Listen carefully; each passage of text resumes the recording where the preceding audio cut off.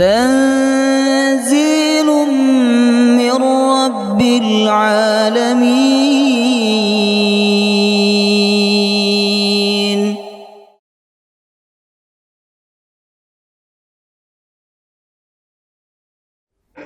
بسم الله الرحمن الرحيم. الحمد لله رب العالمين، نحمده ونستعينه ونستغفره ونعوذ بالله من شرور أنفسنا وسيئات أعمالنا. من يهده الله فلا مضل له ومن يضلل فلا هادي له، وأشهد أن لا إله إلا الله وحده لا شريك له، وأشهد أن محمدا عبده ورسوله لا نبي ولا رسول بعده. اللهم صل على محمد وعلى آله وصحبه وبارك وسلم أجمعين. قال الله تعالى في القرآن الكريم وهو أصدق القائلين: يا أيها الذين آمنوا اتقوا الله حق تقاته ولا تموتن إلا وأنتم مسلمون. يا أيها الذين آمنوا اتقوا الله وقولوا قولا سديدا يصلح لكم أعمالكم ويغفر لكم ذنوبكم، ومن يطع الله ورسوله فقد فاز فوزا عظيما. اللهم إنا نسألك علما نافعا ورزقا طيبا وعملا متقبلا. Ya Allah, kami memohon kepadamu ilmu yang bermanfaat, rizki yang berkah, dan amal yang diterima. Allahumma inna na'udzubika min ilmin la yanfa' wa qalbin la yakhsha' wa amalin la yurfa' wa du'ain la yusma'. Ya Allah, kami berlindung kepadamu dari ilmu yang tidak kami amalkan, hati yang tidak khusyuk, amal yang tidak diterima, dan doa yang tidak didengarkan. Allahumma ja'alna wa auladana wa dhurriyyatina min ahlil Qur'an. Ya Allah, jadikan kami dan anak keturunan kami ahlul Qur'an. Amin ya rabbal alamin. Hadirin hadirat Bapak Ibu jamaah rahimakumullah, Assalamualaikum warahmatullahi wabarakatuh. Gimana kabarnya hadirin? Alhamdulillahilladzi bi ni'matihi tatimmus shalihat. Alhamdulillah, kita menyebut nama Allah dan memuji serta bersyukur kepada Allah Subhanahu wa taala. Malam hari ini kita kembali dimudahkan oleh Allah untuk berkumpul tatap muka dalam satu majelis yang mulia, majelis yang insya Allah akan menyelamatkan kita di hadapan Allah Subhanahu wa taala, yaitu majelis Al-Qur'anul Karim. Majelis Al-Qur'anul Karim, kita datang untuk membaca dan memahami kitab suci Al-Qur'anul Karim. Semoga ini menjadi wasilah kita mendapatkan syafaat Al-Qur'an pada hari kiamat nanti. Amin ya rabbal alamin. Dikatakan dalam sebuah hadis yang sahih bahwa Al-Qur'an pada hari kiamat datang menghadap Allah Subhanahu wa taala.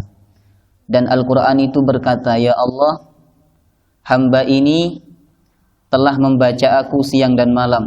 Aku membuatnya sibuk, tidak tidur karena dia telah membacaku. Ya Allah, izinkan aku untuk memberikan syafaat kepadanya." Maka Allah pun mengizinkan Al-Quran untuk memberikan syafaat kepada hamba tersebut. Semoga kita termasuk golongan tersebut. Amin ya rabbal alamin. Jamaah rahimakumullah, malam hari ini kita akan kembali melanjutkan kajian kita, yakni kajian tafsir Al-Quranul Karim, masih dalam surah Al-Baqarah dan kisah tentang Bani Israel.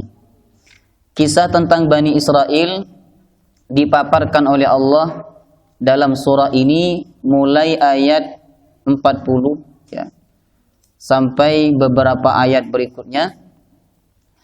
Dan Bapak Ibu masih ingat terakhir kajian kita sampai ayat berapa? Baik, Kajian terakhir tafsir surah Al-Baqarah sampai ayat 53. Maka pertemuan malam hari ini kita akan membaca, memahami dan mengambil pelajaran ayat 54. Ayat 54 secara umum berisi tentang cara taubatnya Bani Israel yang diperintahkan oleh Allah untuk bunuh diri.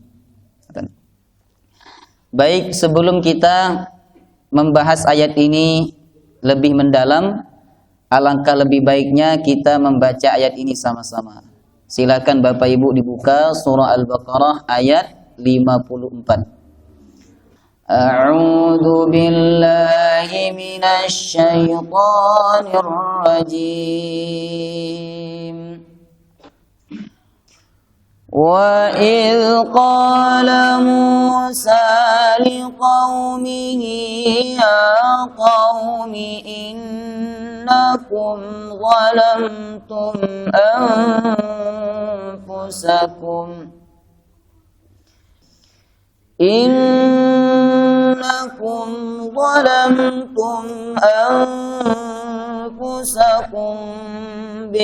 باتخاذكم العجل فتوبوا إلى بارئكم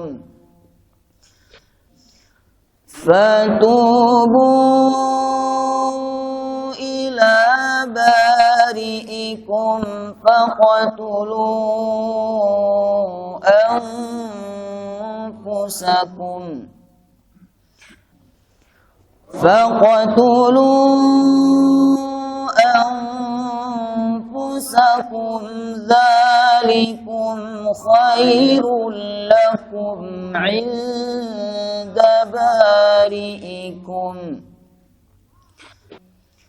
ذلكم خير لكم عند بارئكم فتاب عليكم إنه هو التواب الرحيم. وَإِذْ قَالَ Musa, dan ingatlah ketika Nabi Musa berkata liqaumihi, kepada kaumnya, yakni Bani Israel, ya qaumi, wahai kaumku, innakum, sesungguhnya kalian, zalamtum anfusakum, telah berbuat zalim kepada diri kalian sendiri. Apa bentuk kezaliman yang mereka lakukan? Bittikhadhikumul ijlah, menjadikan anak sapi sebagai sesembahan. Maka apabila kalian ingin selamat, fatubu ila bari'ikum, bertaubatlah kepada Tuhan kalian. Bagaimana cara taubatnya? Faqtulu anfusakum, bunuhlah diri kalian. Adapun cara atau teknis bunuh diri yang dilakukan oleh Bani Israel itu ada 3 pendapat. Nanti kita akan bahas dalam tafsir Ibnu Katsir. Apabila kalian bertaubat dari dosa syirik dengan cara membunuh diri kalian, dzalikum khairul lakum, itu perkara yang lebih baik bagi kalian, inda bari'ikum, di sisi Tuhan kalian. Fataba alaikum, maka Allah menerima taubat kalian. Jadi taubatnya Bani Israel mendapat jaminan diterima oleh Allah Subhanahu wa taala. Innahu huwat tawwabur rahim, sesungguhnya Allah, Dia Allah At-Tawwab, yang maha banyak menerima taubat. Kalau taib, orang yang bertaubat. Di sini ayatnya tawwab. Tawwab itu ada tambahan tasydid dan alif. Dalam ilmu tasrifnya disebut dengan sighat mubalaghah. Artinya banyak, Bapak Ibu. Allah itu menerima taubat hambanya tidak hanya sekali 2 kali, tapi banyak kali. Sekarang kita berdosa, taubat kepada Allah, Allah terima taubat kita. Bulan depan buat dosa lagi, taubat kepada Allah, Allah terima taubat kita. Karena Allah punya sifat At-Tawwab, banyak menerima taubat. Dan Ar-Rahim, Maha Pengasih.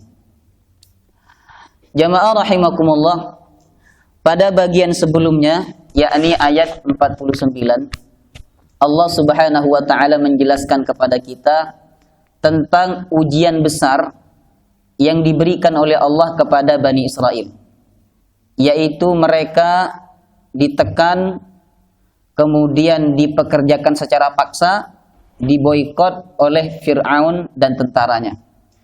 Setelah sekian lama mereka mengalami ujian tersebut, maka pada waktunya Allah menyelamatkan mereka dari kezaliman Fir'aun. Adapun cara Allah menyelamatkan mereka disebutkan pada ayat 50. Allah belah lautan menjadi berapa belahan? Masih ingat tidak pelajaran kita?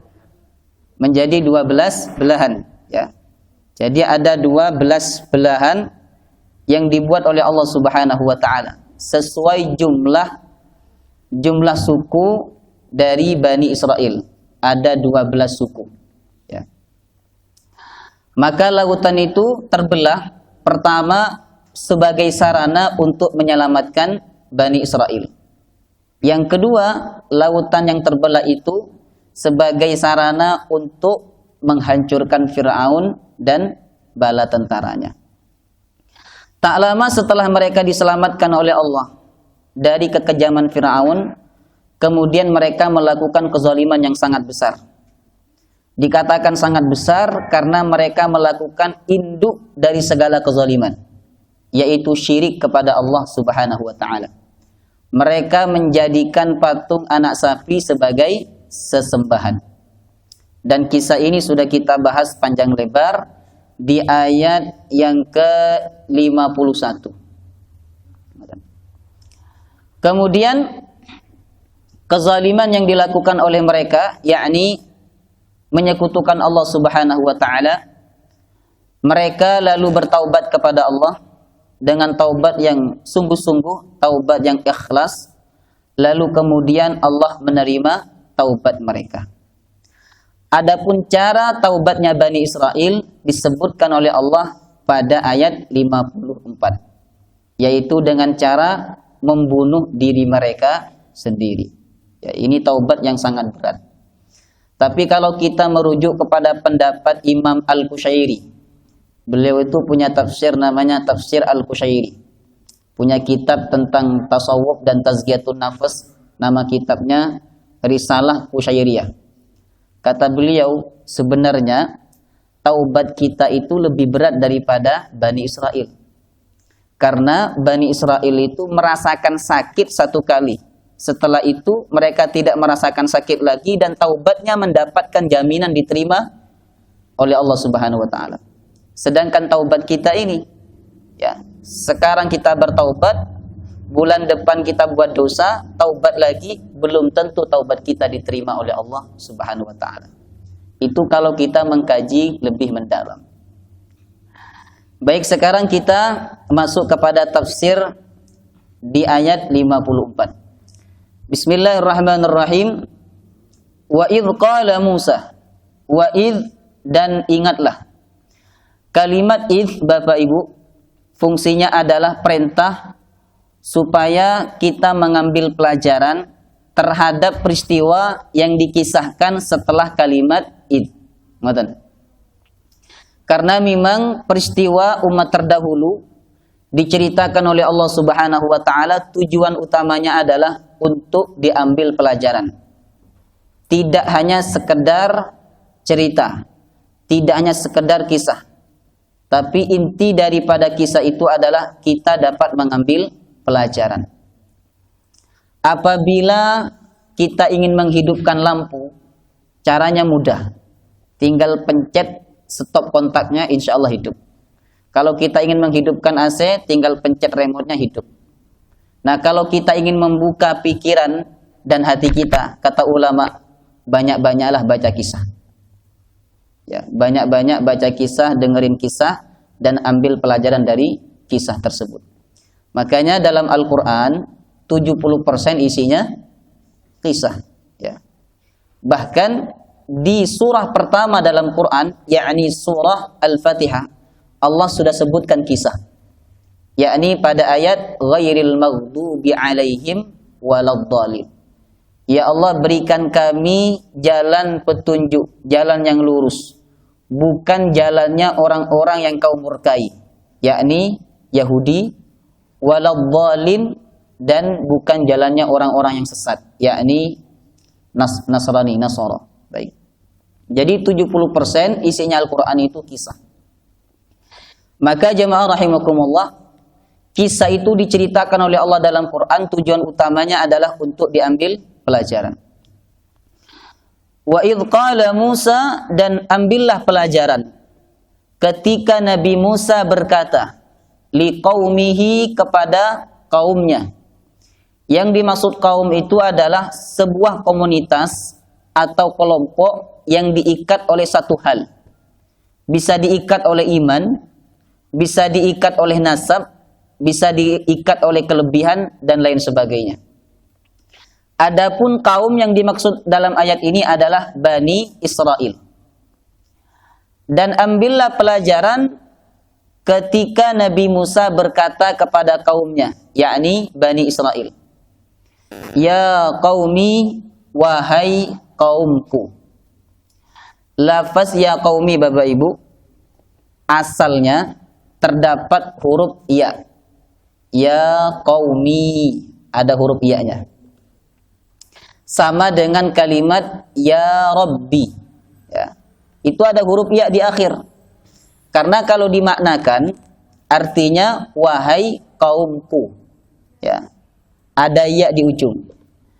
Adapun ya-nya dibuang. Dalam ilmu nahwu disebut dengan mahdzuf, dibuang. Tujuannya adalah lil ikhtisar, untuk meringkas, ya. Ya qaumi, wahai kaumku. Perhatikan ucapan Nabi Musa ini. Beliau menyeru kaumnya dengan panggilan yang sangat lembut. Ya qaumi, wahai kaumku. Padahal Nabi Musa saat itu sedang dalam keadaan marah. Marah karena kaumnya menyembah patung anak sapi. Bahkan antara yang menyembah dan tidak menyembah, jumlahnya lebih banyak yang menyembah patung anak sapi. Kurang lebih ada 70.000 orang. Sedangkan yang tidak menyembah itu dikatakan hanya ada 70 orang. Ngoten. Ini dalil Bapak Ibu bahwa tidak semua sesuatu yang banyak pengikutnya itu benar. Tidak semua. Antara penduduk surga dan penghuni neraka itu lebih banyak mana? Neraka. Artinya apa? Kalau ada suatu paham banyak pengikutnya itu belum tentu benar. Ukurannya bukan banyak pengikutnya. Seseorang itu benar atau tidak, pemahaman benar atau tidak, itu ukurannya bukan banyaknya pengikut. Tapi sejauh mana pemahaman itu berpijak kepada Al-Quran dan As-Sunnah. Nabi Musa marah karena banyak kaumnya yang menyembah patung anak sapi. Kurang lebih ada 70.000 orang yang disebutkan dalam tafsir Ibnu Katsir. Marah Nabi Musa alaihissalam. Bahkan Nabi Musa membakar patung anak sapi tersebut. Dibakar oleh Nabi Musa. Tapi perhatikan jemaah rahimakumullah. Kendati pun Nabi Musa marah, tapi beliau tetap bisa mengendalikan amarahnya. Tetap bisa menahan amarahnya. Bukti bahwa beliau bisa menahan amarahnya adalah beliau tetap menyeru kaumnya dengan panggilan yang sangat lembut. Ya qaumi, wahai kaumku. Tidak hanya itu, beliau mengakui mereka sebagai kaumnya. Ya qaumi, wahai kaumku. Ini pelajaran jemaah rahimakumullah. Bahwa apabila kita dalam keadaan marah, tetaplah kita berusaha untuk mengendalikan marah itu sehingga marah kita menjadi marah yang positif. Ya.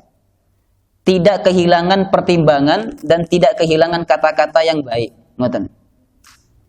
Betapa banyak sekarang orang marah, lalu marahnya itu tidak bisa dikendalikan sehingga dia kehilangan pertimbangan. Kehilangan kata-kata baik. Akhirnya yang keluar adalah sumpah serapah. Ngoten. Sama, ini saya berpesan juga kepada para jemaah. Kalau kita marah terhadap keputusan pemerintah atau marah kepada pemimpin dan sebagainya, tetap marah yang bagus, marah yang positif, ya, marah yang terkendali, sehingga kita tetap berkata dengan kalimat yang pantas, bukan dengan kalimat yang tidak pantas. Kemudian pelajaran yang kedua, bahwa dakwah itu harus dilakukan dengan cara yang selembut mungkin. Sebagaimana dakwah Nabi Musa kepada Bani Israel. Bahkan Allah perintahkan Nabi Musa untuk berdakwah kepada Fir'aun dengan dakwah yang lembut. Kata Allah, "Wahai Musa dan Harun, datanglah kalian kepada Fir'aun. Ucapkan kepada dia qaulal layyina, ucapan yang lembut." Harapannya apa? La'allahu yatadzakkaru aw yakhsha. Harapannya dia ingat Allah dan takut kepada Allah Subhanahu wa taala. Adapun dakwah yang disampaikan dengan kekerasan, maka dakwah itu tidak akan masuk dalam hati pendengarnya. Baik, kita lanjutkan. Ya qaumi, wahai kaumku, innakum zalamtum, sesungguhnya kalian telah berbuat zalim. Dikatakan berbuat zalim karena mereka melakukan kezaliman yang sangat besar, bahkan induk dari segala kezaliman, yaitu syirik kepada Allah Subhanahu wa taala. Siapa yang mereka zalimi? Anfusakum, diri mereka sendiri. Mereka tidak sedang menzalimi Allah. Mereka tidak sedang menzalimi orang lain, tapi mereka sedang menzalimi diri mereka sendiri. Karena akibat dari kesyirikan dan akibat dari perbuatan dosa itu, kecelakaannya kembali kepada diri pelakunya masing-masing. Ngoten. Sebagaimana firman Allah, in ahsantum li anfusikum. Apabila kalian berbuat baik, sejatinya kalian berbuat baik kepada diri kalian sendiri. Wa in asatum falaha. Dan apabila kalian berbuat buruk, sejatinya kalian sedang berbuat buruk kepada diri kalian sendiri. Ini yang kemudian kita sebut dengan hukum apa? Hukum karma. Nabi bersabda, "Man tayassara yassarahullahu anhu." Siapa yang memudahkan urusan orang lain, Allah akan mudahkan urusan hidupnya. Tapi siapa yang mempersulit urusan orang lain, Allah akan mempersulit urusan hidupnya. Jadi segala tindak tanduk perbuatan kita, akibat baik atau akibat buruknya kembali kepada diri kita sendiri. Maka dalam ayat ini, innakum zalamtum anfusakum, sesungguhnya kalian wahai Bani Israel telah berbuat zalim kepada diri kalian sendiri. Apa bentuk kesyirikan yang mereka lakukan? Bittikhadhikumul ijlah, menjadikan patung anak sapi sebagai sesembahan. Ya. Patung anak sapi itu terbuat dari emas, yang kemudian disihir oleh siapa? Masih ingat Bapak Ibu? Disihir oleh As-Samiri. Kisah lengkapnya ada di Quran surah Thaha. Ya. Baik, dan ini sudah kita bahas pada ayat 51. Kemudian Nabi Musa berkata kepada kaumnya, wahai kaumku, kalian telah menjadikan anak sapi sebagai sesembahan. Artinya, kalian telah berbuat syirik yang besar kepada Allah Subhanahu wa taala. Maka apabila kalian ingin selamat di akhirat, fatubu, maka bertaubatlah. Ngoten. Fatubu, maka bertaubatlah ila bari'ikum, kepada Tuhan kalian. Dalam ayat ini Allah Subhanahu wa taala menggunakan huruf fa, ya. Perhatikan, fatubu, maka bertaubatlah. Bapak Ibu yang pernah belajar bahasa Arab, huruf ataf itu banyak. Huruf ataf itu banyak. Salah satu huruf ataf adalah huruf fa. Dan fungsinya huruf fa ini dalam ilmu nahwu disebut dengan tartibul ittisal. Tartibul ittisal. Bermakna langsung, ya. Langsung. Jadi Nabi Musa itu perintahkan Bani Israel untuk langsung bertaubat. Jangan ditunda-tunda lagi, kata Nabi Musa. Segeralah kalian bertaubat kepada Allah Subhanahu wa taala. Fatubu, maka segeralah kalian bertaubat ila bari'ikum, kepada Tuhan kalian. Lalu kaumnya bertanya kepada Nabi Musa, "Wahai Musa, bagaimana cara kami bertaubat kepada Allah sehingga taubat kami ini diterima oleh Allah?" Lalu Allah turunkan wahyu kepada Nabi Musa, faqtulu anfusakum. Bunuhlah diri kalian. Ini sangat berat cara taubatnya Bani Israel. Bunuhlah diri kalian. Dan saat itu Bapak Ibu, tidak ada satupun dari Bani Israel yang komplain, maksudnya yang tidak terima. Saya tidak mau kalau dibunuh. Tidak ada satupun. Ini taubat Bani Israel yang perlu kita contoh, jemaah rahimakumullah. Faqtulu anfusakum, bunuhlah diri kalian. Adapun teknis bunuh diri yang dilakukan oleh Bani Israel itu ada 3 pendapat. Disebutkan dalam tafsir Ibnu Katsir. Yang pertama, yang membunuh itu kelompok yang tidak menyembah berhala, yang tidak menyembah patung anak sapi, ya. Jadi yang membunuh ada 70 orang kan tadi, yang tidak nyembah.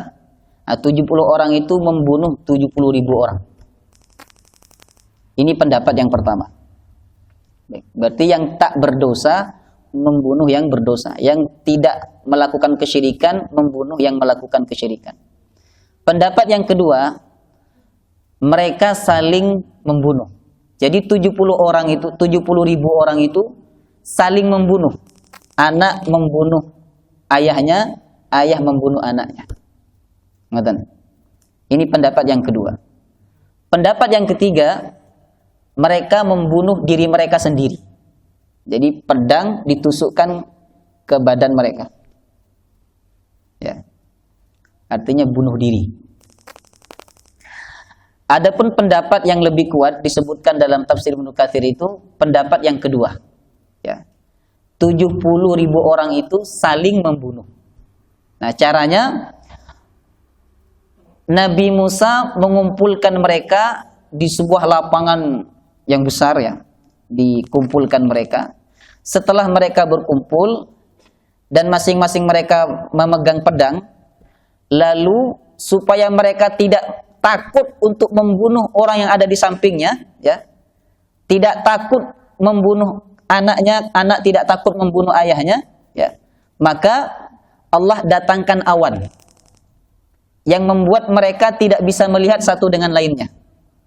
Jadi anak tidak tahu kalau yang dibunuh itu ayahnya. Seorang ayah tidak tahu kalau yang dibunuh itu anaknya.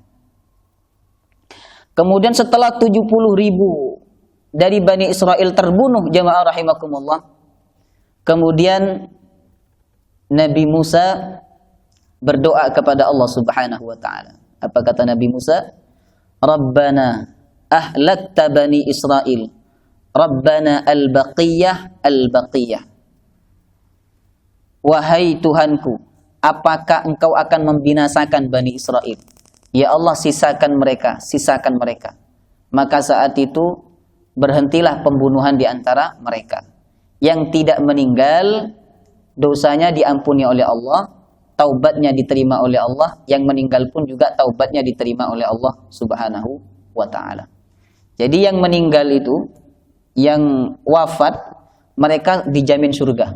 Karena apa? Taubatnya diterima oleh Allah. Sedangkan yang masih hidup, taubatnya diterima oleh Allah saat itu. Tapi belum menutup kemungkinan kalau mereka berbuat dosa lagi, taubat diterima oleh Allah. Belum. Maka itulah cara Bani Israel membunuh diri mereka sendiri. Kemudian Allah Subhanahu wa taala melanjutkan firman-Nya, "Dzalikum khairul lakum 'inda bari'ikum." Taubat yang dilakukan oleh kalian dengan cara membunuh diri kalian sendiri itu lebih baik bagi kalian 'inda bari'ikum, di hadapan Allah. Mungkin di hadapan kalian itu sangat menyakitkan, sangat berat, tapi di hadapan Allah itu perkara yang mulia. Asa an takrahu syai'an wa huwa khairul lakum. Bisa saja engkau membenci sesuatu, tidak senang kepada sesuatu, tetapi sesuatu yang kamu benci itu justru baik di hadapan Allah Subhanahu wa taala. Lalu Allah menyatakan, fataba alaikum, maka Allah menerima taubat kalian wahai Bani Israel.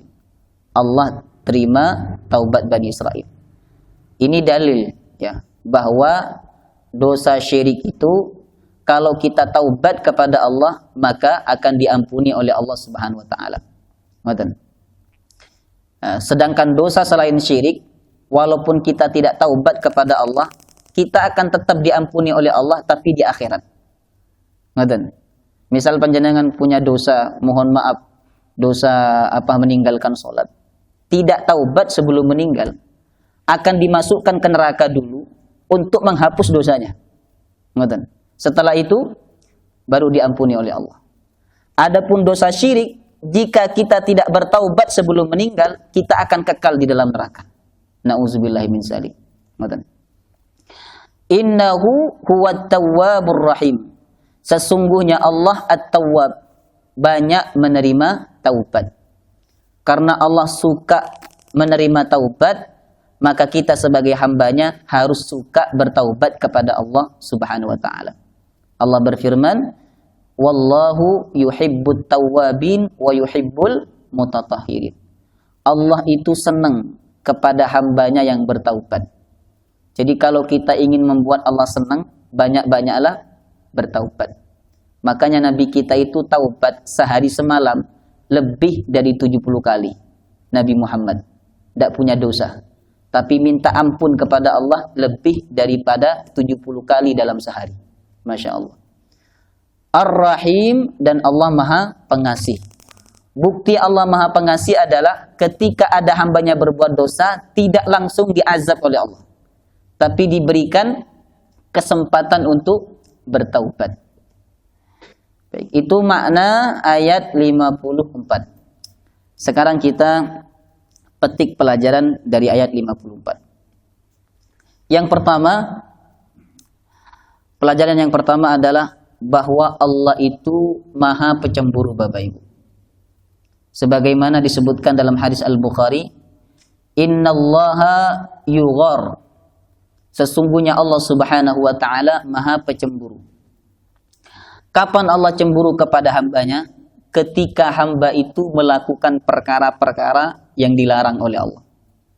Dan apabila ada seorang hamba berbuat syirik, berarti dia telah membuat Allah sangat cemburu, sangat benci kepada hamba tersebut. Kemudian pelajaran yang kedua, jangan menunda-nunda taubat. Selagi kita masih hidup, masih ada umur, banyak taubat kepada Allah.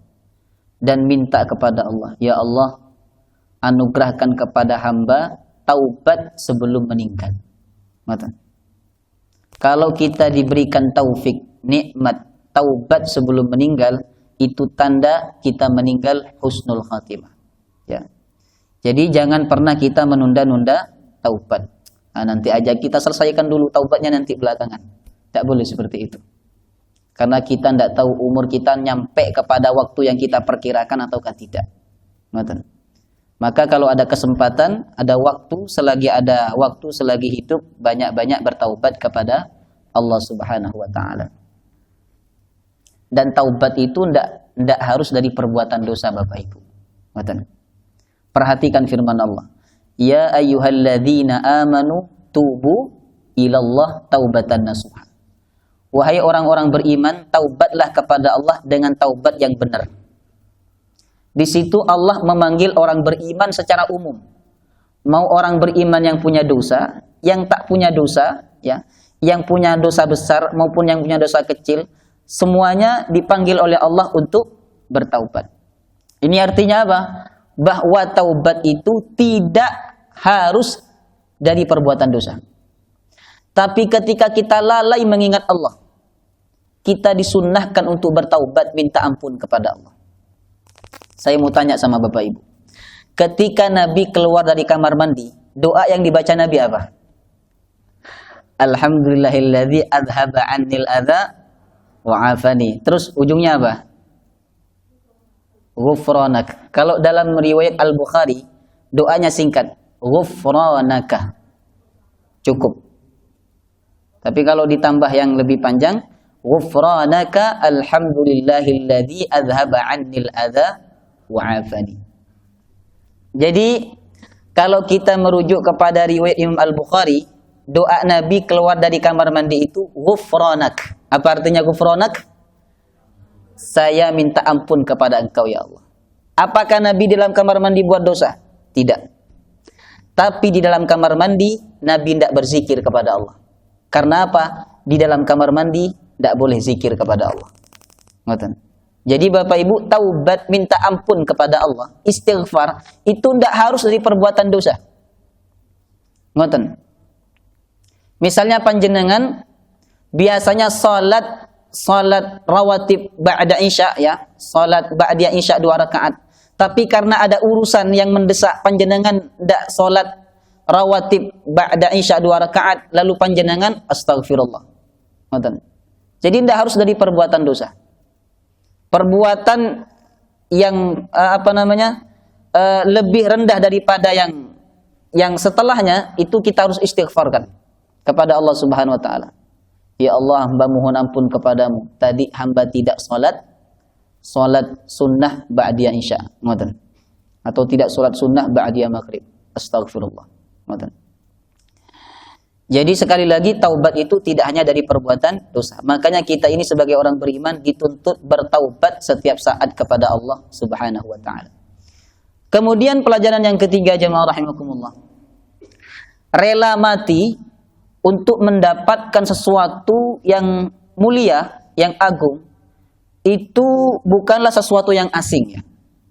Dan itu tidak hanya dilakukan oleh Bani Israel. Di syariatnya umat Nabi Muhammad pun ada syariat taubat dengan hukuman mati. Kira-kira dosa apa itu?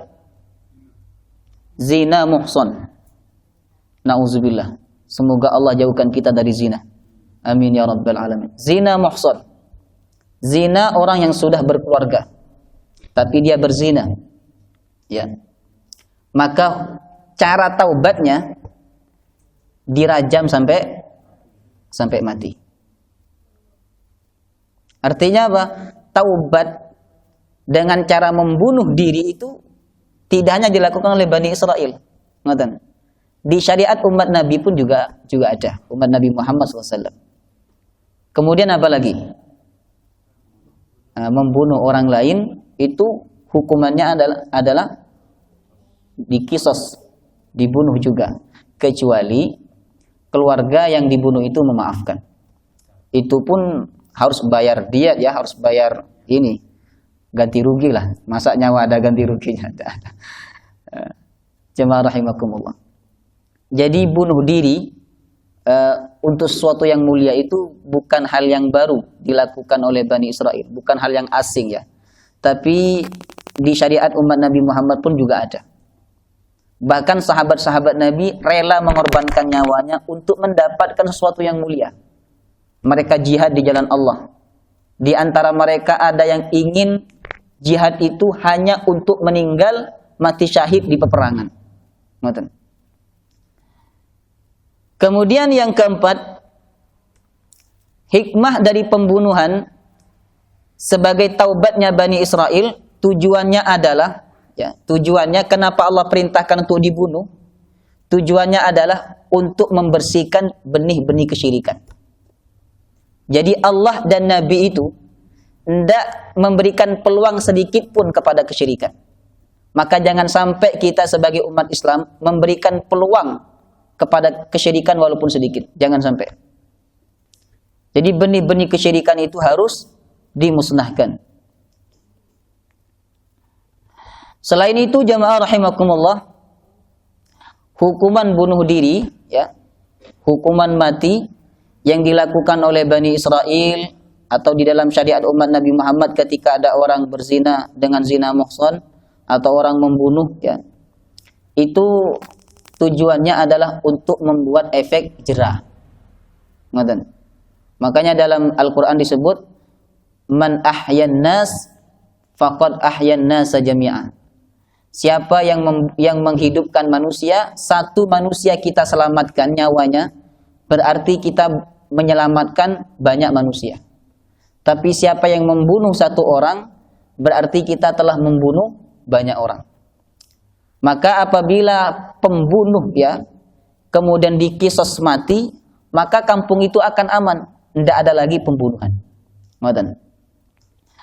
Kemudian pelajaran yang kelima, syariat taubat dengan cara bunuh diri, ya, taubat dari syirik dengan cara bunuh diri, ini tidak berlaku kepada umat Nabi Muhammad. Ini syariat umat-umat terdahulu, hanya berlaku kepada Bani Israel, tidak berlaku kepada umat Nabi Muhammad sallallahu alaihi wasallam. Artinya apa Bapak Ibu? Kalau kita melakukan kesyirikan, cara taubatnya cukup kita menyesal, mohon ampun kepada Allah, dan tidak mengulangi kesyirikan tersebut. Insya Allah taubat kita diterima oleh Allah. Tidak harus bunuh diri. Karena kita baca ayat ini, wa idh qala Musa liqaumihi ya qaumi innakum zalamtum anfusakum fatubu ila barikum faqtulu anfusakum. Akhirnya kita ambil parang lalu bunuh diri. Itu bukan mati syahid tapi mati konyol itu. Ya. Maka jemaah rahimakumullah, ini hanya berlaku kepada Bani Israel. Baik. Itulah pelajaran yang dapat kita ambil dari ayat 54. Wallahu ta'ala a'lam bis-shawab. Masih ada waktu beberapa menit. Silakan Bapak Ibu yang ingin bertanya. Monggo. Bagaimana jika pertanyaan jelasnya begini?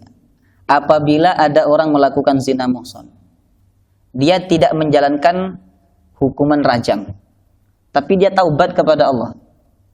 Taubat dengan taubat yang sesungguhnya. Ya, dia menyesal, dia tidak mengulangi perbuatan zina itu. Pertanyaannya adalah, apakah taubatnya diterima? Kan gitu. Nah, wallahu a'lam bishawab. Pernah ada wanita, ya, ini kejujuran sahabat dan ketakutan sahabat ketika mereka berbuat dosa.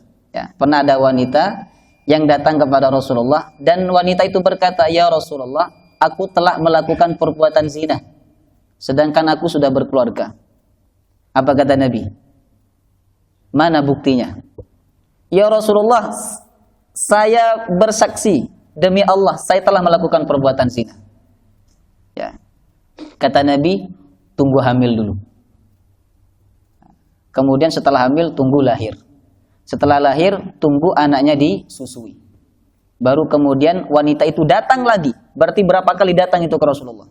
Datang lagi, baru dirajam oleh Rasulullah dan para sahabatnya.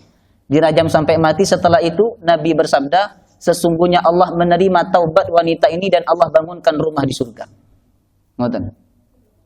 Nah, kalau ada orang tidak menjalankan hukum rajam, tapi dia bertaubat kepada Allah, nyesel, ya, nyesel tak mengulangi lagi, pokoknya dia banyak istighfar, bangun malam, taubat kepada Allah. Apakah taubatnya diterima? Wallahu ta'ala alam.